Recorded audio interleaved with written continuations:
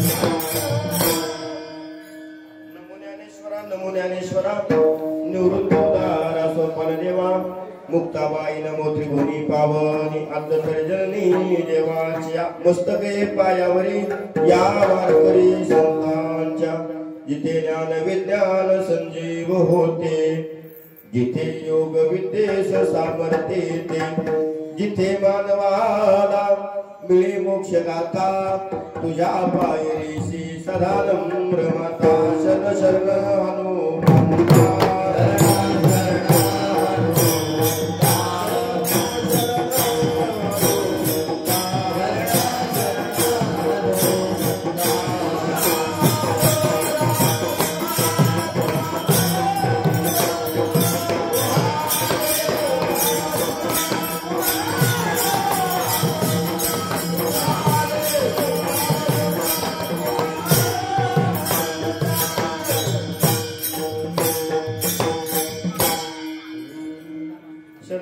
हनुमंता तुम्हालो रामदूता काय भक्ताच्या वाटा मददाव्या सुबटा घडो त्यांचा समागम ज्यांचे प्रेम विठ्ठल सहज त्यांच्या ऐकता गोष्टी परमार्थ पोटी दुरावे असो उपजवळ संत सज्जन माय बाबू प्रस्तुत प्राप्त प्रसंगी तुमच्या सर्वांच्या सेवेसाठी घेतलेला अभंग जरा आवाज खुला करा जरा दाबावतोय स्पीकरवाले कुठे गेले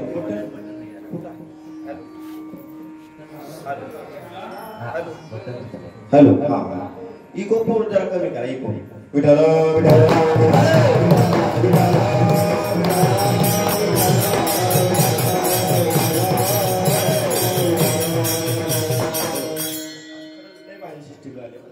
गोड लागले अजिबात अतिशय गोड म्हणायला सुद्धा अजिबात जड लागत अतिशय सुंदर आहे ठिकाणी फक्त इको आता पूर्ण करा पूर्ण गाय माझा फक्त माझ्या बाईचा एकदम आवाज खुला करा मला जरा जवळ जास्त बोलायला लागते आणि जवळ लागलं का नाही त्याला तोंड लागलं की शॉक लागतोय अतिशय गोड आहे फक्त एकदम खुला करा साधा केलं तरी चालेल असो इको नको अजिबात मला प्लेन पण डबल आम्हाला नावाला रिपीट आला नाही डबल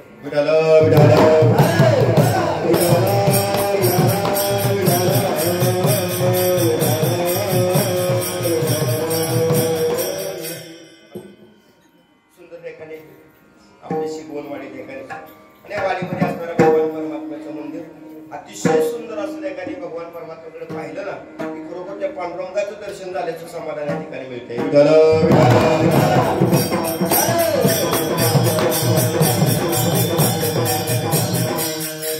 सुरू असलेला आपला हा गणारे नाम सप्ताह ठिकाणी 1.5 दिवसाचा आहे आणि आजचा एकादशीचा दिवस आता एकादशीच्या दिवसाच्या निमित्ताने तुमच्या सर्वांचं दर्शनास आलेला योग अभंग फार गोड आहे या अभंगातून जगतवंदे जगद्गुरु तुकोबरा यांचे एकनिष्ठ शिष्याने कृपापात्र असणारे शिष्य निळोबाला यांचा उत्कृष्ट असा 4 चरणाचा आणि भगवंताप्रती मागणी करणारा अभंग आहे विठ्ठल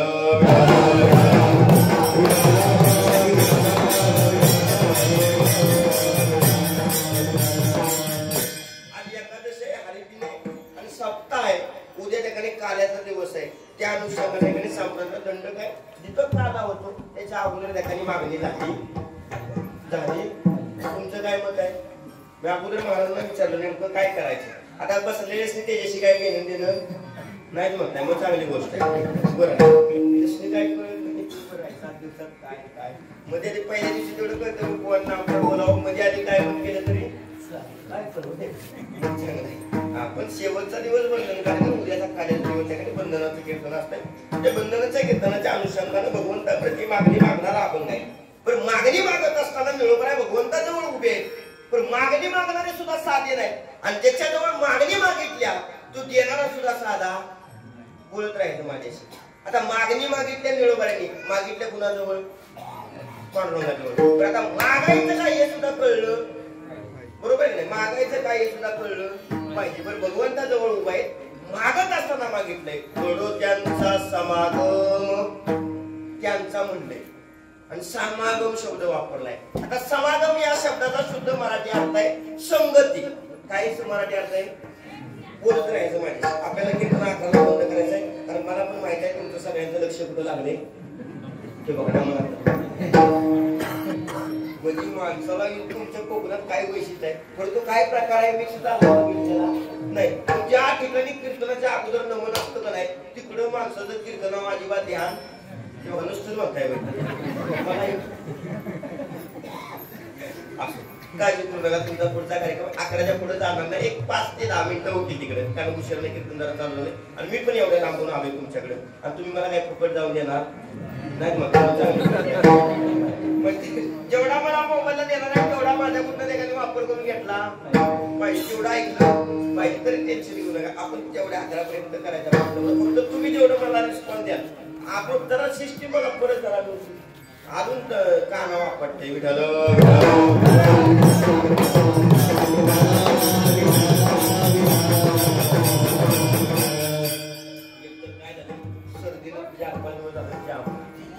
कारण दोन्ही नागपुड्या प्या काय डोळ्याला परिस्थिती झाल्या, कानाला पण झाल्या, त्यामुळे जरा उच्चार निघताना इकडे तिकडे थोडा होईल, त्याच्यामुळे समजून घ्या.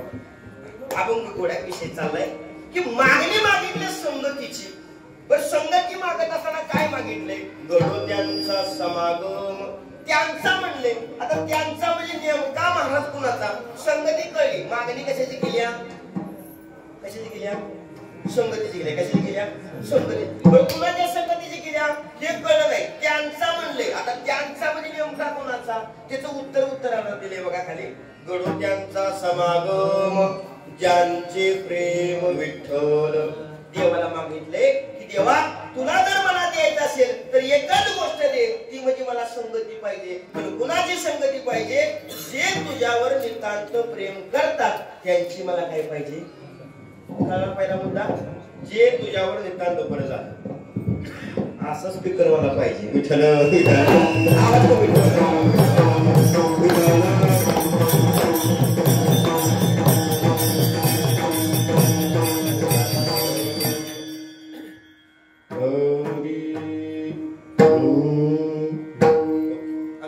कळला. पहिला मुद्दा की ऐका, आता संगती मागत असताना किती हुशार आहे. आता माझा मुद्दा आहे, मागत असताना ती गोष्ट दुर्लभ असली पाहिजे. बघा, जी गोष्ट अस्तित्वात आहे ती मागून उपयोगाची मागाय उठली पाहिजे. जी गोष्ट उपलब्ध होत नाही ती गोष्ट देवाकडून मागून घेतली पाहिजे. आता भगवंताजवळ निरोबाने काय मागितले की जे तुझ्यावर नितांत प्रेम करतात त्यांची मला काय पाहिजे? पहिला मुद्दा कळला. आता बसलेले एक लक्षात ठेवा, ज्या अर्थी निरोबर आहे भगवंता प्रेम करणाऱ्याची संगती मागतायत, त्या अर्थी 100% बसलेले एक विचार करायचा, आपण सगळे देवावर प्रेम करत काय म्हणता? मी म्हणायच्या अगोदरच तुम्ही मला रिस्पॉन्स दिला, बरोबर आहे. ऐका, तर सगळे आपण देवावर प्रेम करत असतो तर निरोगांना देवावर प्रेम करण्याची मागणी करावी लागली नसती, बरं का. मग 100% दुर्लभ गोष्ट आहे. म्हणजे ठराविकच जण देवावर काय करतायत? प्रेम करतायत. पण देवाला सांगितलं, देवा जे तुझ्यावर नितांत प्रेम करतायत अशांचीच मला काय पाहिजे? कळला. घडो त्यांचा समागम, ज्यांचे प्रेम विठ्ठल. पण देवा म्हणले ठीक आहे, देव म्हणले देतो, देण्याबद्दल म्हणणं काय नाही. पण ऐका म्हणणे बरोबर आहे, तुम्ही जे मागणं मागितलंय, जे माझ्यावर प्रेम करतात त्यांची संगती पाहिजे. पण जर समजा मी तुम्हाला त्यांची संगती दिली तर त्याचा फायदा म्हणजे तुम्हाला काय? ते प्रेम कुणावर करताय? ऐका ना, देवाचा संवाद चालू आहे, बारकाने ऐका जरा. हो, निरोबाने सांगितलं देवाला की देवाने सांगितलं ठीक आहे देतो, जी गोष्ट तुम्ही मागणी करताय ना ती गोष्ट तुम्हाला दिली. पण दिल्यानंतर त्याचा फायदा म्हणजे तुम्हाला काय? आता जे गोष्टीची मागणी केल्या त्या गोष्टीचा फायदा असल्याशिवाय माणूस मागणी करत नाही. फायद्याशिवाय मागत कुठली गोष्ट मागत नाही. जिथं फायदा असतो तीच गोष्ट मागून घेणार. पण आता निरोबाने मागणं मागितले त्या अगदी 100% तिथं काहीतरी फायदा असला पाहिजे ना, बरोबर आहे ना. निरोबाच्या दृष्टीनं फायद्याशिवाय मागणं मागितलेलं नाही. पण मागितलं खरं, पण मागत असताना देवानं उलट प्रश्न की महाराज तुम्ही मागताय ती गोष्ट नाचताय, पण ते प्रेम कुणावर करताय? कुणावर करताय? ज्यांची संगती तुम्ही आम्ही मागितल्या ते प्रेम कुणावर करताय? मला देव म्हणले माझ्या. मग जर मी तुम्हाला त्यांची संगती दिली तर तुमचा काय फायदा? ते प्रेम कुणावर करताय? माझ्या. आणि तुम्ही त्यांचं संगत मागताय, पण तुम्हाला काय फायदा? तेव्हा फायदा असल्याशिवाय मी ही गोष्ट तुझ्या कुठं मागून घेतलेली नाही. काय फायदा आहे तुम्हाला? तर देवबाईंनी सांगितलं, देवा जर मला त्यांची संगती मिळाली ना तर तुझ्यापर्यंत येण्याचा जो रस्ता आहे, जरा तुझ्यापर्यंत येणं एवढं सोपं नाही. कारण तुझ्यापर्यंत येण्यासाठी त्या मला मार्ग माहित पाहिजे. बरं, लवकर पोचायचा मार्ग सुद्धा माहित पाहिजे. मग लवकर पोचायचा असेल तर म्हणले ज्यांनी तुला प्राप्त केलाय की प्रेमाशिवाय तू प्राप्त झालेला नाही. ऐका, एकदा का तू त्यांच्यावर प्रेम करायला लागला, तो तुझ्यावर प्रेम करायला लागले की एकाच्या खानात मुलगा एकाला माहिती. माझा मुद्दा कळला का नाही? माझी भाषा कळते का?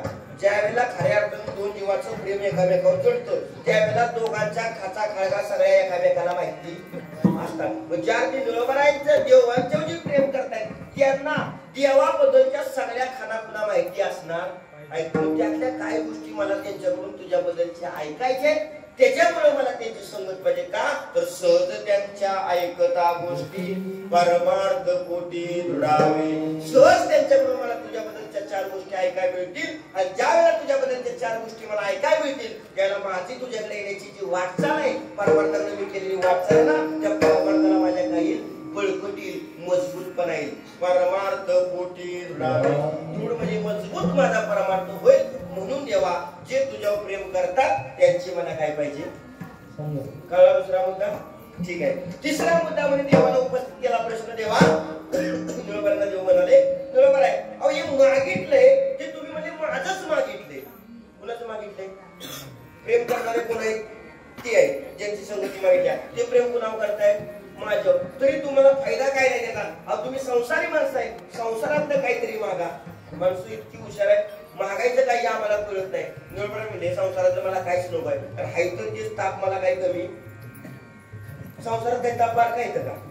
आता करून तुम्ही सगळीजण बसला इथं, बसलेल्या चेहरा बघून कळतंय ताप झाला का आनंद झाला. हो, तुम्ही सगळ्यांचं चेहरा बघून कळतं मला तुम्हाला संसारात ताप झाला का तर आनंद झालाय.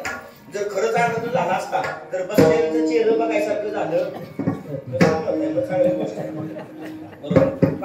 पहिलं तरुणपणाचा चेहरा आठवा, आता घरी गेला का नाही आरसा बघा, आणि आता आरच्या पुढे उभा राहावा, आणि आताचा चेहरा बघा, आणि तरुणपणातलं उमललेलं फुल बघा. त्यावेळेस तवा विचार करण्यासारखी गोष्ट आहे. आरच्या पुढे उभा राहिलं तर तवा मी कसा दिसत होतो आणि आता मी कसा दिसतोय. तवा एकदम अशी कळी फुललेली होती, आता फुलपा काय झाले कोमजून घेतलं तुम्ही. बरं का, घेतलं तुम्ही तुमच्या हातानं, तर ती कळी कोमी असती नसती म्हणता. एवढं पण करतोय. मग निळोबाईंना विचारलं, महाराज अहो तुम्ही त्या संसारातलं काहीतरी मागा. निळोबाई म्हणले, अगोदर तिकडे ताप बारकायचं का? ते ताप मला बघून तुझ्यापर्यंत यायचं आहे, पण ते ताप मी बघायला तयार आहे. हो, अनुतापाशी दुनिया वचने. आता ते ताप वेगळं आहे. परमार्थाच्या दृष्टीने बघायला आध्यात्मिक आदिदैविक आणि आदिभौतिक असे 3 ताप आहेत. ते 3 ताप तुम्हाला आम्हाला संसारी जीवाला भोगावं लागतात. पण ज्या वेळेला तो भोगून ते 3 ताप सिद्धी मारतो ना, येते काय ऐकायला व्यवस्थित नका साथ घालवायला. तिकडे मग कोपऱ्यात बसला तर तिकडे जाऊ. आता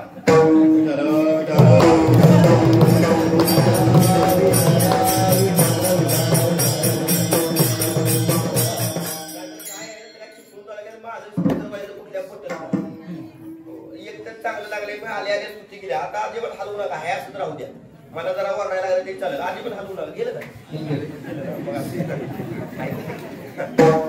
अतिशय गोड लागलं तर म्हणून मगाशी मगाचा रंग पडली एवढी भारी म्हणजे आम्हाला गायला सुद्धा बरं वाटलं नाही. मी एवढा कधी काढलं.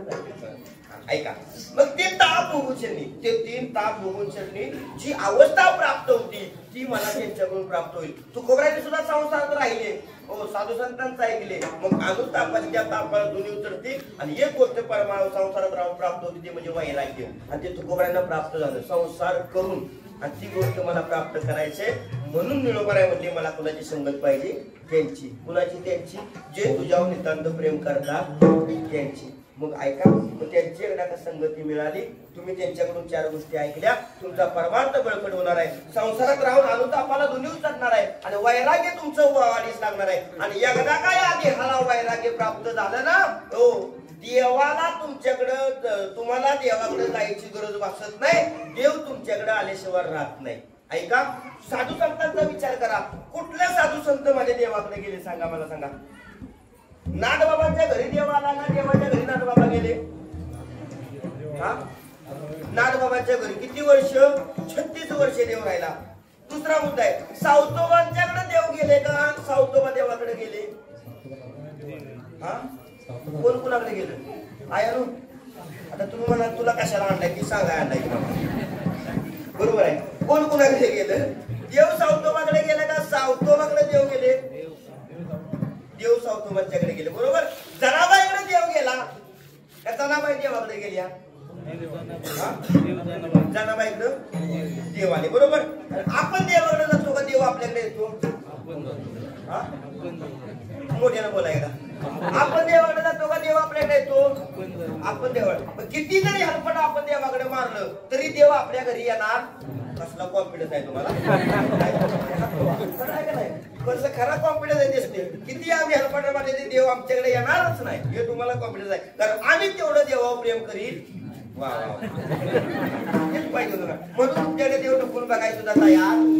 खरं आहे ते फार खोटं बोला, बरोबर आहे. माहिती आहे, ऐका ऐका ऐका, बरोबर आहे. हीच गोष्ट आहे. निरोबर आहे ते सांगितलं. ह्या 4 गोष्टी एकदा तुम्हाला प्राप्त झाल्या, संगती मिळाली ना, त्यांच्याकडून 4 गोष्टी ऐका मिळाल्या, परमार्थ वाढीस लागणार आहे. वाढीस लागल्याबरोबर तुम्हाला वैराग्य प्राप्त होणार आहे. वैराग्य एकदा का प्राप्त झालं ना, निळामने वाढी भाव, आपोआप तुमचा भाव त्या देवाप्रती वाढला जाणार आहे. वेगळं काय करायची गरज भासणार नाही. एकदा का देवाप्रती भाव वाढला ना, देवाला तुमच्याकडे यावं लागेल. संसरे स्वानुभव निजांगी, आपोआप तुम्हाला त्या भगवंताची अनुभूती आल्याशिवाय राहणार नाही. पण एक गोष्ट, एक तरी देवावर तरी तुम्हाला प्रेम करावं लागेल, किंवा जे देवावर प्रेम करतात त्यांची संगती तुम्हाला जीवनामध्ये मिळवावी लागेल. ही मागणी साधी सोपी निळोबाने आजच्या अभंगातून देवाजवळ केलेली आहे. हा साधा सोपा सगळा अभंगाचा भाव राहिलेल्या वेळामध्ये चिंतन बघूया. विठ्ठल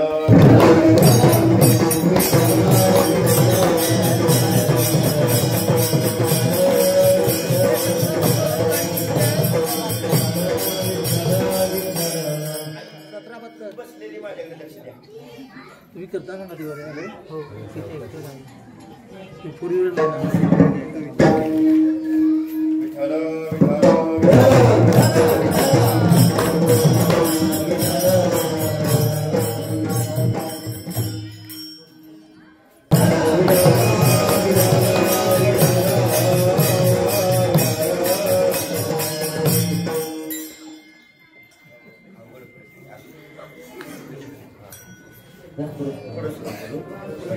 काय चाललं?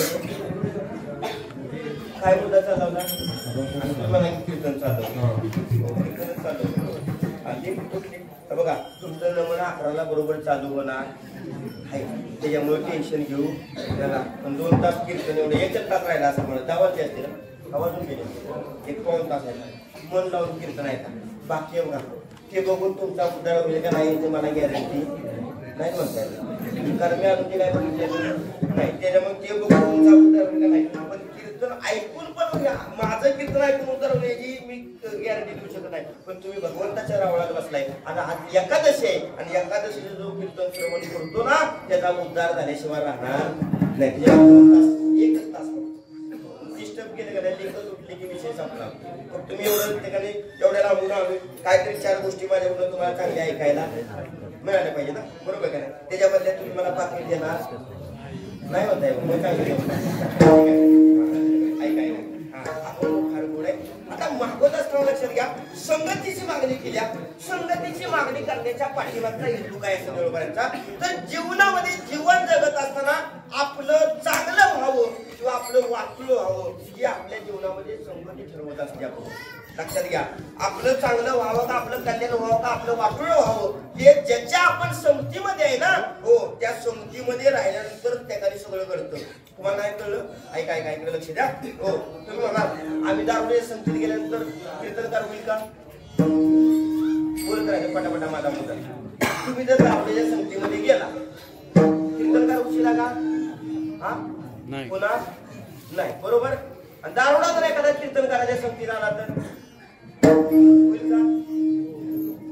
हा नाही कळलं. एखादा कीर्तनकार जर दारुड्यात गेला तर काय करेल मला सांगा? दारुडी त्याला बिघडतील का? पटापटा तुमचा अंदाज काय आहे? कारण मी म्हणलं आमच्याकडे दारोडे आगाव आहे, तुमच्याकडे तुम्ही नाही आगाव. मला ते पिंपळी एक भेटलं होतं जा आडवी गाडी मारली माझ्या. तो वयस्कर हाडकं गेली होती मशाला मी आली तरी माझ्यावर बसायला वाद वाढला. मी कोण मानित नाही. म्हणलं थांब आता तुला काय सांगू. ऐका माझा मुद्दा काय चाललाय. हो संगती आयुष्य घडवते पण आणि संगती आयुष्य बिघडवते पण. तुम्ही मला तसं दारूच्या संगतीत गेल्या एखाद्या म्हणजे हो दारू शक्यच नाही.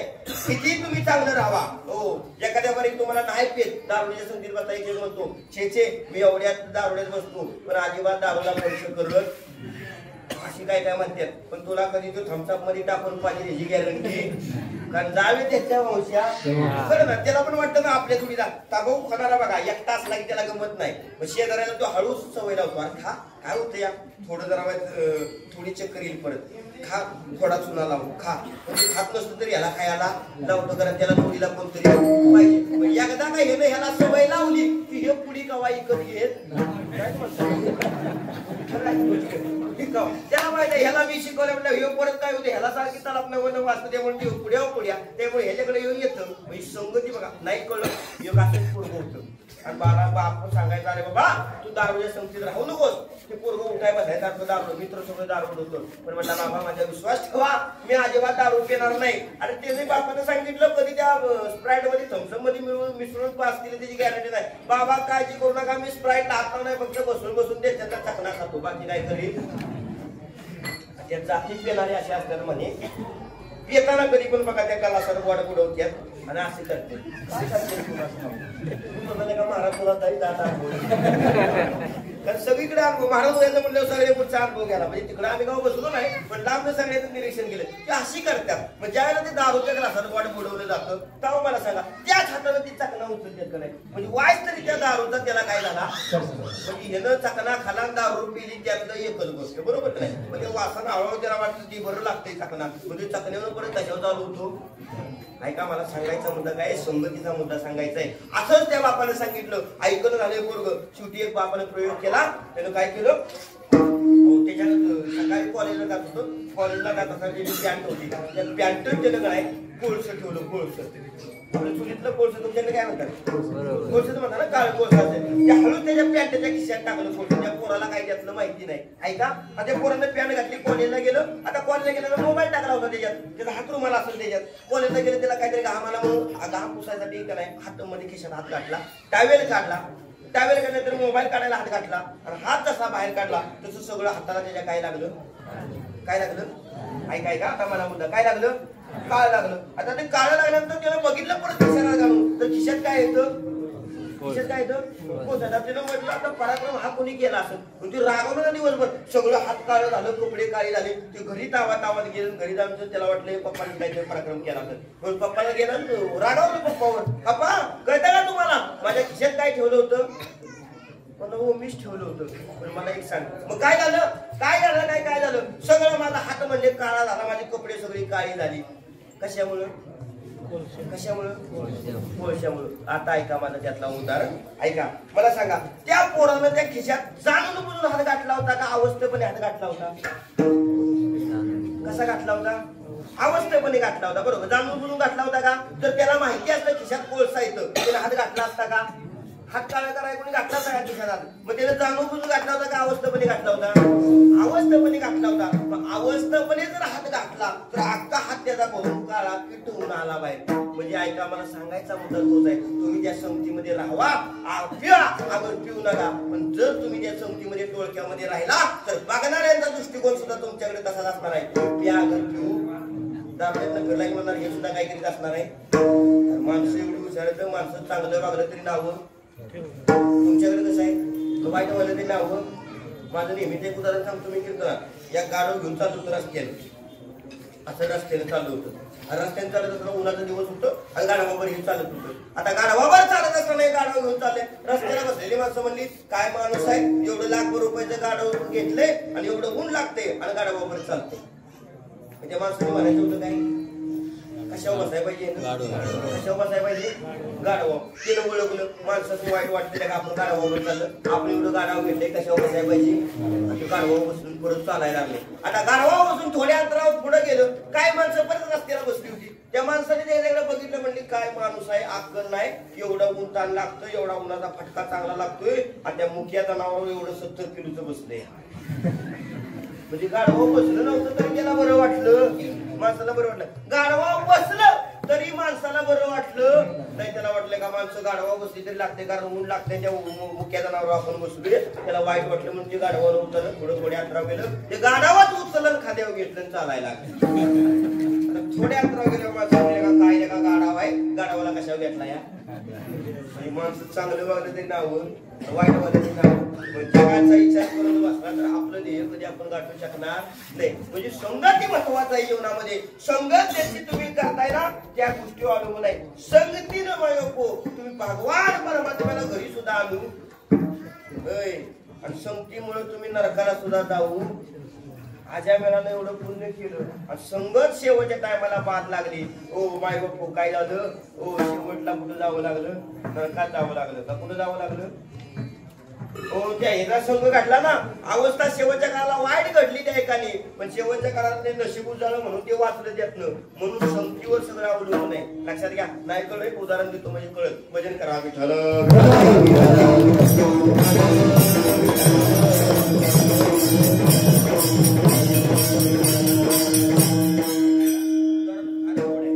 संगत कशी असावी, कुणाची संगत घडावी आणि कुणाची संगत लावावी ऐका.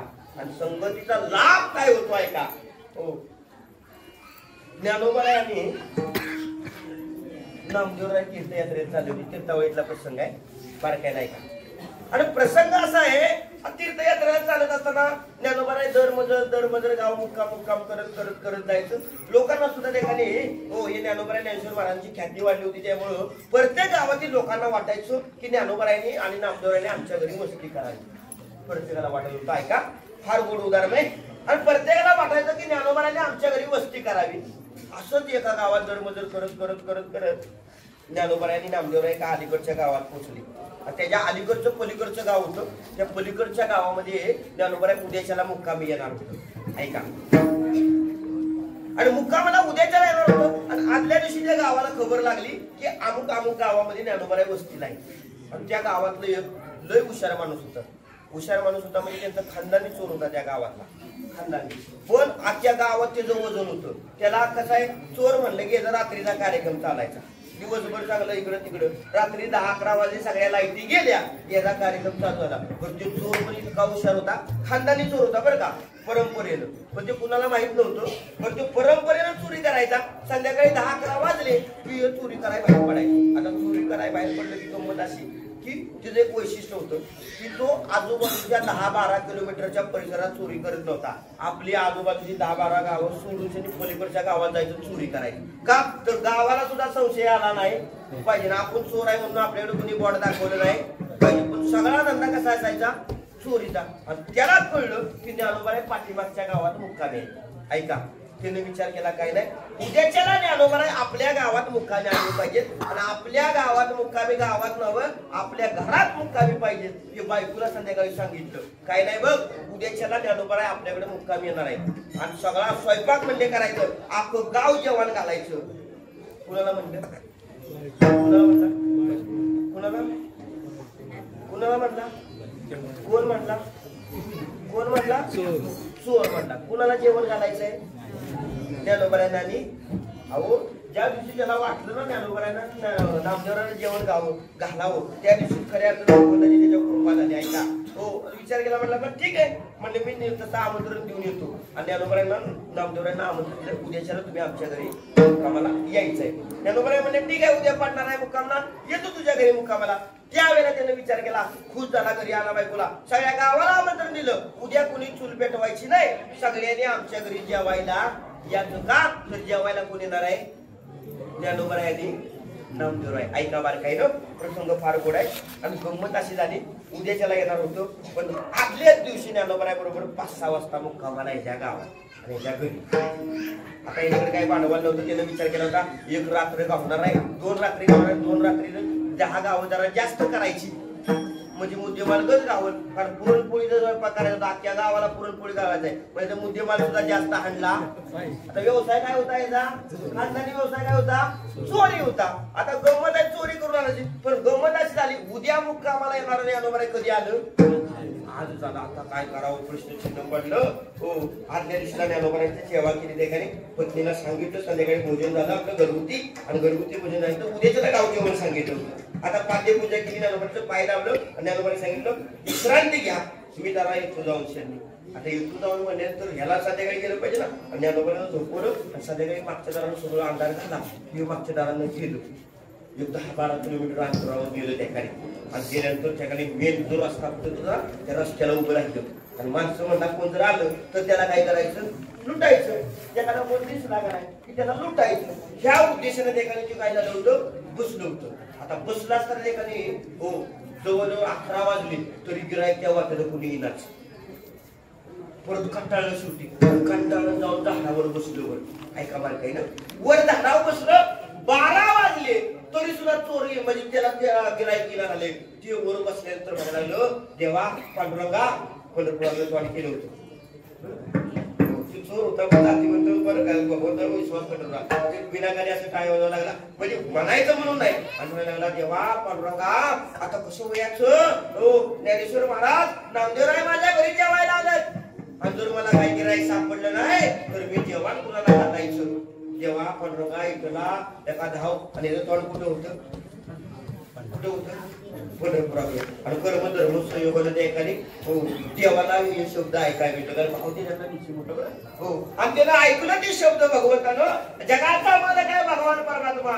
आता काय करावं प्रश्नचिन्ह. कारण देवाला सुद्धा वाटत होतं की नामदेवराज ज्ञानेश्वर महाराजांना बघितलं होतं त्या दिवस कशाच्या तरी निमित्तानं जायला भेटतोय. म्हणून देवानं काय केलं? 12 वाजता रात्रीच्या काय केलं? रुक्मिणी साहेबांच्या मागे गेला. रुक्मिणीला जाग केलं आणि रुक्मिणीला जाग केल्यानंतर रुक्मिणी साहेब जागा झाल्या. आणि जागा झाल्यानंतर म्हणजे देवा जाओ कशाला उठवलंय? घड्याकडे बघितलं तर रात्रीच्या किती वाजलेत?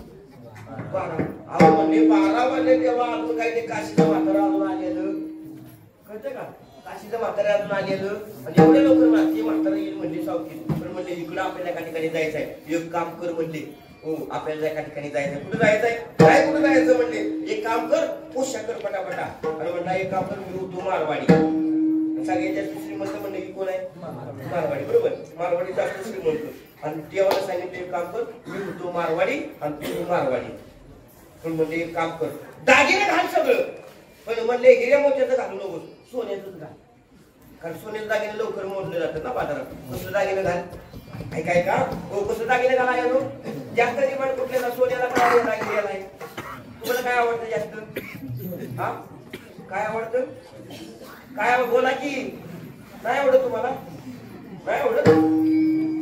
किती प्रेम याचं सोन्या वाजते बरं. हो असं सांगितलं ऐक म्हणले हो गाळ भरून जेवढं असतील तेवढं म्हणजे दागिनं म्हणजे काय घाल. आणि ती मारवाडीचा पोशाख केला. ती उलट ती घागरा घातला. घागरा रुक्मिणी याच्यामध्ये असा उलटा पदर घेतला. रुक्मिणी बघितली तेव्हा अहो या अवकाडलं का होतंय रोज त्याकडे 9वारी साडी म्हणजे आले घागरा असू दे म्हणजे तात्पुरत आहे. हा आणि मग त्याकडे देव मारवाडी झाला. टोपी पगडी बिगडी घातली. ते आपला देव शेला बेला त्या मारवाडी सारखा घेतला. आता जायचं आहे. गरुडाला बोलवलं गरुडा तू बैल भू. कुणा सांगितलं? आता जायचं ना तिकडे कार्यक्रम आहे. गरुडा सांगितलं बैल आता देवा बैल होऊ. गरुड आहे की म्हणले कशा महिन्यात नाही बैल होऊ म्हणले. आता शेवटी देवाचा आदेश आहे. गरुड बैल झाला. गाडीला झोपला. ती डमणी जुन्या काळातली होती बघा. आणि त्या डमणीत मध्ये एखादी 2 जण बसले. आणि घुंगर बिंगर घातली. ते वर बसलं होतं झाडावर. आणि त्याच रस्त्याला देवा त्याला काही रस्ता बिस्ता माहित नाही होता. त्याला कुठला रस्ता कुणाचा रस्ता कधी अडवायचा कुणाचा काटा कवा काढायचा हे त्याला चांगलं माहिती आहे. त्याच्यामुळे त्याला माहिती ना हो हे काय तो लय हुशार आहे हो. आणि मग त्या ठिकाणी त्या रस्त्याने ठिकाणी जात होता. तेवढं चालत देवा पांडुरंगा कसं होईल काय होईल. आणि तेवढ्यामध्ये त्या ठिकाणी घुंगराचा आवाज ऐकला. जसा घुंगराचा आवाज ऐकला तसं टणशिरी झाडावनं खाली उडी मारली. आणि झाडावनं खाली उडी मारलं ते उतारलं. गिराईक आलं. बरं ते घुंगराचा आवाज ऐकला पण त्याला वाटतं गिराईक आलं. आणि जसं त्या ठिकाणी पुढलं गाडी आली पहिला कासरा यसच जागे वाढवली. आता यशात धरल्यानंतर त्या ठिकाणी हो तो गाडीतनं जमिनीतनं उतरला. त्याला भगवान परमात्मा मारवाडी झाला होता. तो उतरला आणि म्हणला कोण आहेस तू? कोण आहेस काय कोण आहेस? खाली उतर म्हणले. उतरला घरी का आता हे बिहारा तुम्ही नाटकच करायला लागलो अंग कापायला लागलो काय केलंय मी म्हणले जाऊ दे दोघच म्हातारे मागं पुढं आम्हाला कोणी सुद्धा बघा काय सांगते ती म्हातारे म्हणते मी मला मागं पुढं कोणच नाही ओ मागे पण नाही तर पिछे बी कोणी नाही ओ म्हणलं कशाला लावलंय आम्हाला काय लावले खाली कोण आहे बायको आहे म्हणजे माझी आणि दुसरी बायको उतरली बघितलो तर गळ्यातलं दागिनं बघितल्यानंतर म्हणला बोलून लागलं चांगला टरणाला का बसतोय बरोबर ऐका आता म्हटला फ्राय सुरू लगेच काढणे सांगितले दागिना आठवलं सगळं काढायचं मनातल्या मनात म्हणते त्याच्यासाठी तुलाच द्यायला आणलं ते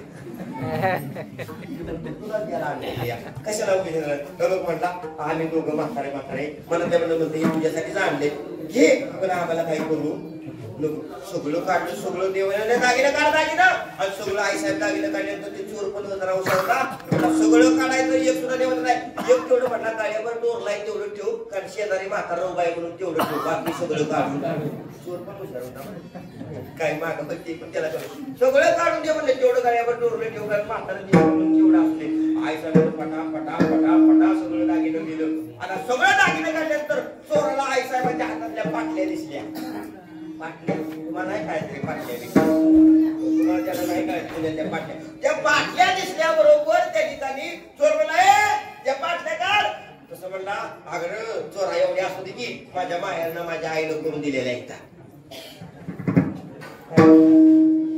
ती आई साहेब म्हणजे का माझ्या आईनं दिलेल्या एकदा आता ही जगाची आई हिला दिल का म्हणता आपलं म्हणायचं परिस्थिती काढल्या त्या पाटल्या सगळ्या हे घे म्हणले हो आता हे घे म्हणल्यानंतर एखादे हो आता म्हणजे आम्हाला जाऊ दे म्हणल्यानंतर ऐका जाऊ दे म्हणला इकडून रस्ता बदलायचा म्हणले तिकडून जायचं दुसऱ्या रस्त्याने यात्रा अडवू म्हणले अजिबात ठीक आहे जाय घेऊन अगदी देवाच्या शेला म्हणले चांगलं बांधलं देवाला सगळं बांधलं म्हणजे घेऊन जाय व्यवस्थित माल बार करायमध्ये घेऊन जा पण घेऊन जायचं करू पण देवाला वाटल्या जरा याची परीक्षा घ्यावी जाता त्याच्या जवळ आलं आणि जरा त्याला पाठमोरू बोधरायला लागलं आणि सांगितलं ह्यो एवढा देवाला तू सापडलाय हो तुला अख्खा आयुष्य गेलं तरी तुला संपायचं नाही तरी पण मला सांग म्हणजे कशासाठी एवढं तू याद करतोस कुणाला म्हणजे चोराला जसा देव म्हणाला पाठवून त्याच्या देवाला हात फिरवा पाहिजे पाठवून भाग्यवान असं विचार करा हो चोराला हात फिरवा चोरा पण हात फिरवल्यानंतर त्या वर्ष जसा पाठीवर झाला तसं त्या परशात ताकद इतकी झाली तरी पण चोराला तुला काय करायचंय अरे सांगशील ना मला काय करायचंय तेव्हा आम्ही दोन म्हातारे काय घेऊन दिलाय तेव्हा आम्ही आज आमचं पिकलं पण आज ना उद्या आम्ही जाणार नाही आणि कशाला आम्ही तुझ्या अडवते पण जाता सांगची तसं मला कळतंय का तुम्हाला कशासाठी करतोय आमच्या घरी कोण आहे तुला माहित आहे का कोण म्हणते चोर म्हणते देवाला कोण आमच्या घरी आले माहिती आहे का तुम्हाला कोण आहे देव म्हणजे अगोदर विचारलं कोण आहे एवढं करतोय कोण आहे का माहिती आहे का तुला ओ मोठे संत आहेत ते ओ ज्ञानेश्वर महाराजांनी नामदेवराय माझ्या घरी आले त्यांना मला जीव घालायचा आहे पण म्हणजे खानदानी मी चोर आहे माझ्याकडे तर पाठवायला नव्हतं म्हणून मी काय करतोय म्हणजे आज तुझ्यामुळे तू गावला अरे अरे म्हणते वा अरे भाग्यवान आहेस म्हणते हो मी एक काम कर म्हणते हो एवढे मोठे संत तुझ्या घरी आलेत ना मग आता म्हातारीला आम्हाला दोघाला पण येऊ दे की म्हणजे तुझ्यामुळे आम्हाला त्यांचं काय होईल एवढा मुद्दा सांगून आपण संपू घेतो काय तू करणार ऐका हो पाय धरलं बरं ऐका सांगितलं एक काम कर हो तुला दिलंय ना आम्ही आता सगळं आम्हाला येऊ दे आणि त्या म्हणजे ज्ञानेश्वर महाराज नामदेवरायांचं मला पण दर्शन करेल म्हणजे चेचे तुला नेतो म्हणजे गावा सगळ्या बाधा बोबाटा करशील दागिनं कुणाला हाणलं तर या आणि म्हणला नाही लांबनं घेतो म्हणला अजिबात एका अक्षर सुद्धा म्हातारीच्या पण तोंडात निघायचं नाही माझ्या पण तोंडात निघायचं नाही पण आम्हाला दर्शनाने नाही म्हणले छे याच सुरी घाली म्हणले तसं माझ्या जगाचा मालक म्हणला नाही का नेकी आणि जगाच्या मालकाने त्या चोराचे पाय धरले काय भाग्यवान असलं होतं चोर माय बाबू विचार करा की त्या चोराच्या पाया पडला देव जगाचा मालक म्या बोलविल्या वेणू बोले म्या चालविल्या सूर्य चाले म्या हलविल्या प्राण हाले जो जगाते चालिता कुणासाठी पाय धरलं कुणासाठी ज्ञानोबासाठी नामदेवराय जगाचा मालक ओ त्या चोराचा ज्ञानोबाच्या पाया पडला, जसं पाया पडलं तसं त्याने त्याला तो दयाळी चोराला ठीक आहे नेतो, पण म्हणले लगेच माझ्या मागणं यायचं नाही, माझ्या उशिरा थोड्या वेळ म्हणजे माझ्या पाठीमागणं यायचं आणि लांब राहायचं, जवळ याचा प्रयत्न करायचा ठीक आहे, लांब तर लांबलं पण म्हणजे आम्हाला नाही. आणि हे पुढे गेलं आणि सकाळी उजाडली, पहाटे पहाटे ज्ञानोबाऱ्यांना देखाली अभंग स्नान घालायचं होतं म्हणून तिनं पाणी तापत ठेवलं, इकडे स्वयंपाकाची तयारी चालू झाली. काय तिनं भाग्यवान असं होतो हो, आणि त्यानं ते सगळं ते विधिवत ते एखाद्या आंघोळ घालण्यासाठी ज्ञानोबाऱ्यांना हो सगळं त्या आपलं कळस मांडलं, 2 पाट मांडलं त्या एकाने आणि पत्नीला सांगितलं ज्ञानोबाऱ्यांना चंदनाचा उठणं घेऊन ये आणि पाणी टाकलं आणि दोघं नवरा बायको त्या एकाने आली आणि ज्ञानोबाऱ्यांच्या एकाने पाठीला उठणं लावायला लागली. आता उठणं लावून आंघोळ घालत असताना तेवढ्यात ती म्हातारी आली म्हातारी महाभारत उभी राहिली बरं का. आता म्हातारी मागं उभी राहिल्यानंतर हो दोघं समोरासमोर होती. ज्ञानेश्वर महाराज असं बसलो होतं, नामदेवराय असं बसलो होतं आणि असं नामदेवराय आणि पुढं मागं ती म्हातारी उभी होती. जसं त्या म्हातारीला बघितलं कुणी नामदेवरायाने, तसं त्या एकाने हो नामदेवराय इतकं चेकाळ करायचं, नामदेवरायला देव ओळखलं होतं म्हातारी तसं नामदेवरायाने बघितलं तसं इतका आनंद झाला. ती मागणं म्हातारी होते तरी पण नामदेवराय तेवढ्या नामदेवराने आवाज केला, माझे मायबाप आले. आता नामदेवराय मायबाप म्हणायला लागला तरी चोर कुठायचं मायबाप ती पाठी मागायचं. तसं चोरानं मागं बघितलं तर माग कोण दिसली हा ती मगाचं म्हातारी नामदेवरायचं बोलायचं आई वडील. आता जसं त्या चोराला आई वडील कळल्यानंतर ते मनातल्या मनात म्हणतंय महाराज तुमचं साहेबाब गावलं का मला राज्याला हो ऐका ना हो. आता काय करावं आता मी लुटलंय, आता काय करावं हे लागलं कापायला. हो नामदेवराय पाटावर उठलो आणि जगाच्या मालकाच्या त्या शरणावर नतमस्तक झालं. पाठीमागून चोर गेला होता, सांगितलं माझे मायबाप आहेत, त्याला नामदेवरायने म्हणावं हो की पुढे होतं अरे किती भाग्यवान आहे म्हणलं तू. अहो तुमच्या आई वडिलांनी मला माहित नव्हतं ना त्यांनी असलं कृत्य केलं. अरे काय केलं तू, काहीच केलं नाही. त्यावेळेला ती म्हणते काय तू केले सवा, काहीच केलं नाही, गप बस म्हणते, बाकीचं काय वाढवत लावू तू गप केलेलं आपल्या दोघांचं आहे. तुला मी काय बोललोय का नाही, पण त्याला म्हणते हे नुसते माझे मायबाप नाही तर जगाचे मायबाप आहेत. आणि थोड्या वेळ बघताय काय जगाचा मालक जगाची मालकीन मायापूर रूपाला आले आणि त्या चोराला मायबाप दर्शन झालं देवाचं. ऐका मला सांगायचा मुद्दा एकच आहे हो, तो जातीवरचा चोर होता. खानदारीत नामदेवरायांचा अभंग आहे, हरिपाळ नाव आहे त्या चोराचं. गात्यामध्ये बघा फार त्यामध्ये विष्णू सांगाय तेवढा वेळ दाखवून सांगितलंय. ऐका हरिपाळ नावाचा चोर आहे, अभंग रचना आहे त्याच्यावर. आणि त्यावेळेला जगाच्या मालकाचं दर्शन झालं. जातीवंत खानदानी चोर होता, पण खानदानी चोराला मायको संगत कुणाशी करावीशी वाटली. ज्ञानोबराय आणि मायापो माझ्या नामदेवरायांची संगत करावी वाटली तर नामदेवरायांच्या संगतीमुळं फक्त संगतीमुळं काय केलं, फक्त भोजन घातलं, घरी बोलवलं. तर त्याला फायदा एवढा झाला की जगाच्या मालकाचं दर्शन झालं.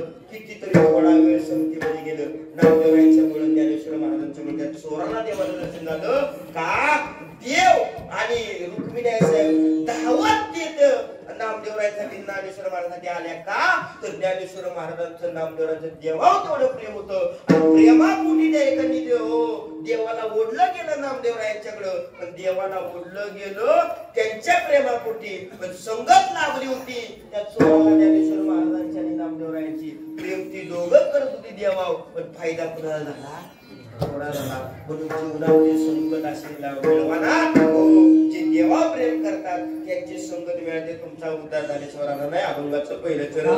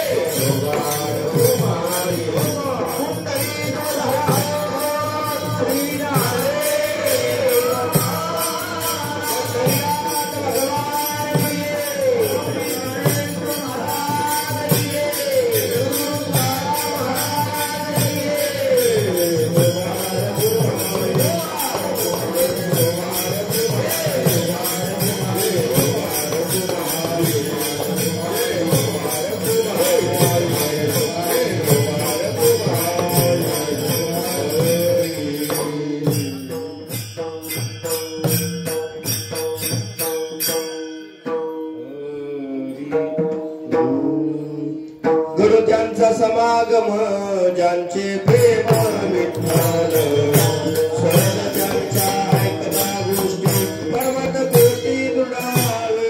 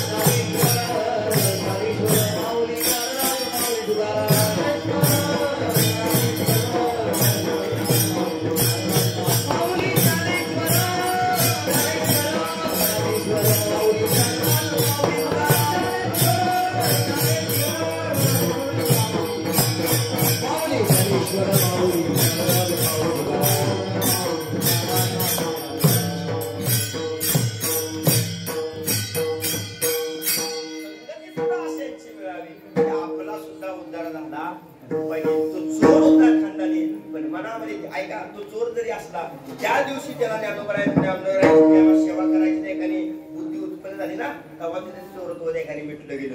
हे संगतीचा परिणाम आहे. पण संगती करा कारण संगतीचं महत्व आनंदी होणार आहे. कारण एक म्हण आहे बघा, सज्जनचे सज्जन मिळातो हो गै तो बाग आणि गदेशे कथा मिळातो काय गातो आहे ना.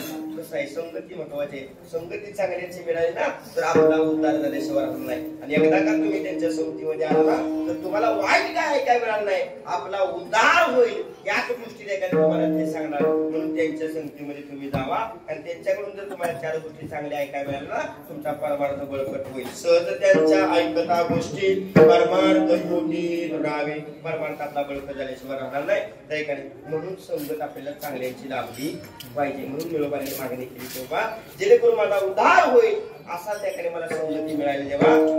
जर माझा उद्धार व्हावा असा वाटत असेल तर जे तुझ्यावर नितांत प्रेम करतात देवा त्यांचीच मला जीवनामध्ये काय पाहिजे संगती पाहिजे. गडू त्यांचा समागम ज्यांचे प्रेम विठ्ठल. आता इथलं पुढे मी तुम्हाला किती पण ज्ञान उघडून पाहायचा प्रयत्न केला तरी तुमचं काही ध्यान माझ्याकडे लागणार नाही. मला चांगली गोष्ट एखादा प्रश्न विचारा असं नाही. प्रश्न विचारा उद्धार पावेल काय कृपा करील नारायण आयशे तुम्ही सांगा संत जन करा समाधान चित्त माझे. आता अभंगाचं प्रमाण तुम्हाला लागू होते.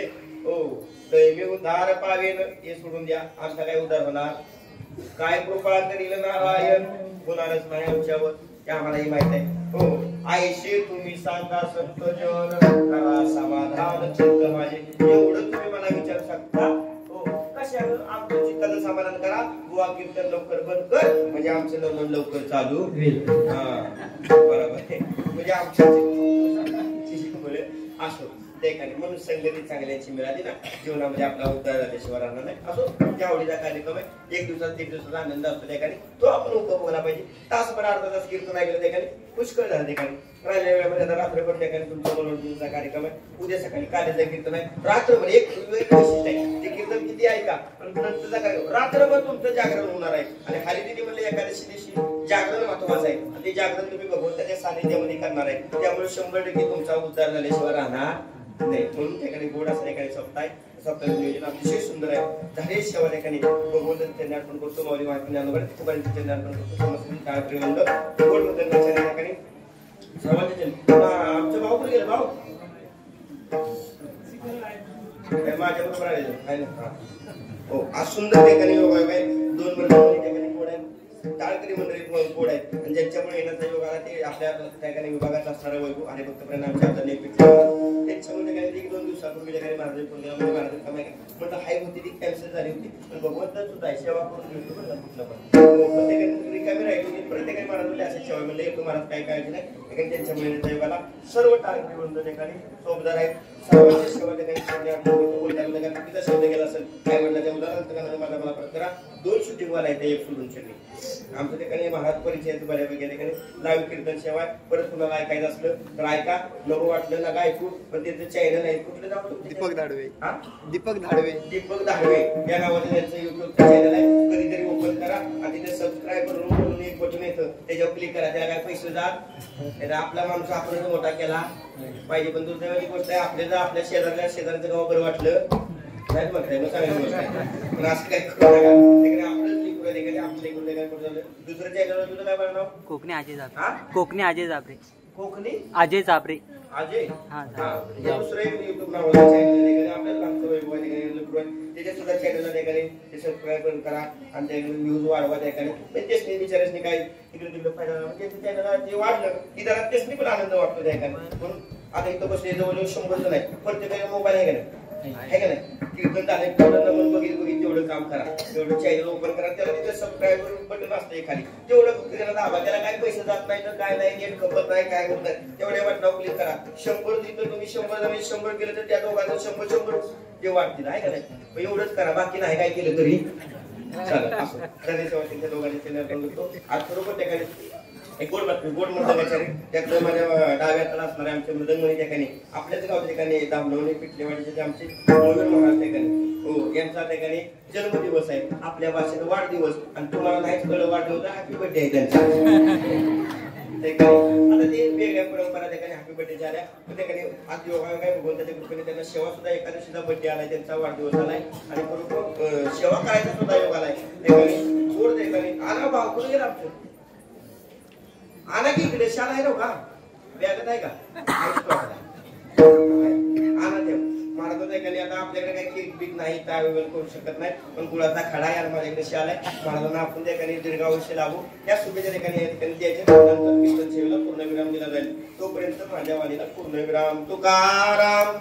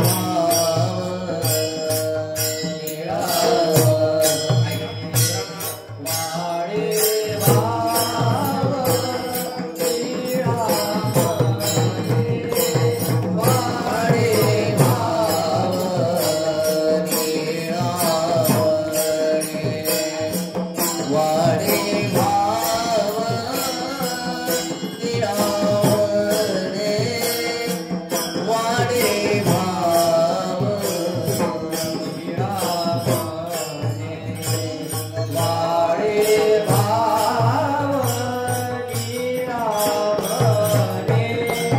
वाडे संजय स्वाभावा